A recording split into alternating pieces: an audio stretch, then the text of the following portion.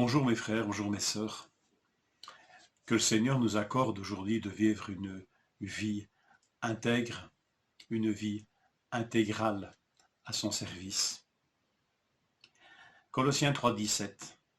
Quoi que vous fassiez, en parole ou en action, faites tout au nom du Seigneur Jésus, en exprimant par lui votre reconnaissance à Dieu le Père.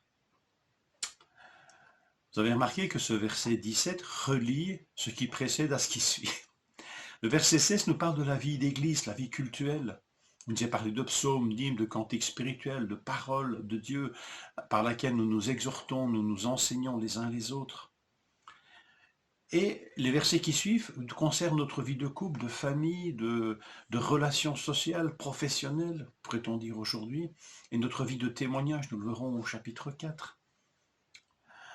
Donc ce verset 17 fait la liaison, et comme pour nous rappeler que notre vie est maintenant totale, il n'y a pas de distinction, il n'y a pas de séparation nette entre la vie d'église et la vie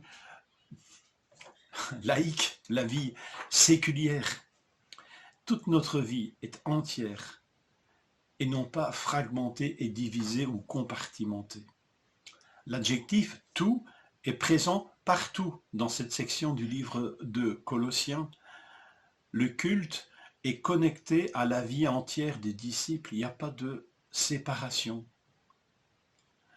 Tout peut être fait en son nom et pour son nom, et pas seulement au culte, mais aussi dans la famille, dans le couple, dans les relations sociales, dans notre vie courante. Tout peut être fait au nom du Seigneur Jésus, en exprimant notre reconnaissance à Dieu. Tout ce que vous faites, le verset 23, faites-le de tout votre cœur, comme pour le Seigneur et non pour des hommes. Voilà le plan de Dieu pour notre vie, une vie intégrale, non divisée, non fragmentée, non compartimentée. Mais une telle vie, elle se doit d'être nourrie. Et le Seigneur y pourvoit par sa parole.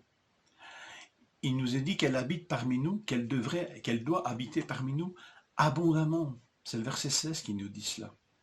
Une parole qui est reçue, entendue, écoutée, partagée, intégrée, appliquée. Une parole qui nourrit l'ensemble de l'Église et qui touche tous les domaines de notre vie.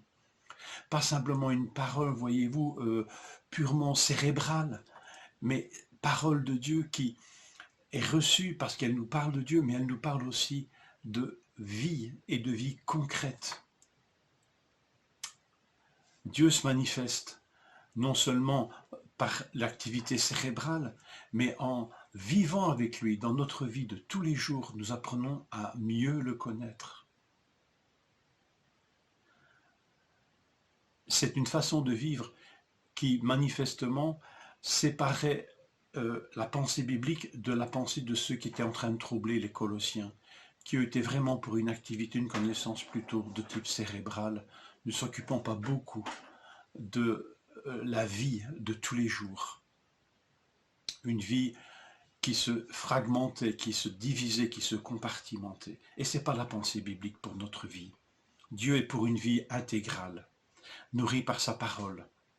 Une vie intègre, où l'intégrité s'installe, l'honnêteté, c'est une vie intégralement vécue à la lumière de Christ, sous le regard de Dieu. Et c'est ce regard de Dieu qui nous importe. Le regard du Maître, de notre seul Maître, regard de notre Père, qui nous rend libres et meilleurs.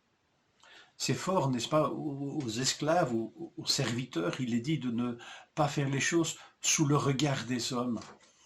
Uniquement bosser et travailler quand le patron est là. Et quand il n'est plus là, on ne fait plus rien ou on fait moins bien. Ici, nous vivons sous le regard de celui qui nous voit constamment, mais pas ce regard malveillant, pas ce regard scrutateur, quasi regard d'espion. Ce n'est pas ce regard-là, c'est le regard de notre Père. Et ce regard du Père et du Maître nous rend libres dans tous les domaines de notre vie et unifie notre vie. Et nous sommes appelés à cette vie unie, totale, intégrale. une vie de foi vivante quand on y réfléchit. Agir sous le regard de celui que personne ne voit, sauf nous, sauf ceux et celles qui ont cru en Dieu. Et quand soudain nous croyons en celui qu'on ne voit pas, nous le voyons partout, par sa grâce. Dieu s'est révélé en son Fils, et en intégrant Jésus-Christ dans nos vies, par sa parole, Dieu nous appelle à une vie intégrale, intégralement vécue sous son regard, où église, couple, famille, vie sociale, tout ça n'est plus compartimenté et divisé, mais vécu totalement sous son regard. C'est une vie intègre, une vie intégrale. Je vous laisse peut-être une dernière pensée. Ce verset 17 nous parle de faire tout au nom du Seigneur Jésus-Christ et d'exprimer par lui notre reconnaissance à Dieu le Père. Alors peut-être est-ce que j'ai des décisions à prendre aujourd'hui, peut-être est-ce que j'hésite entre des choix, et voilà. Deux bonnes questions. Ce que je veux faire, ce que je vais faire, ce que je fais, est-ce que je peux le faire en y mêlant le nom de Jésus? Et est-ce que je peux le faire en pouvant rendre grâce à Dieu? Que le Seigneur nous conduise à cette vie intégrale sous son regard. Bonne journée.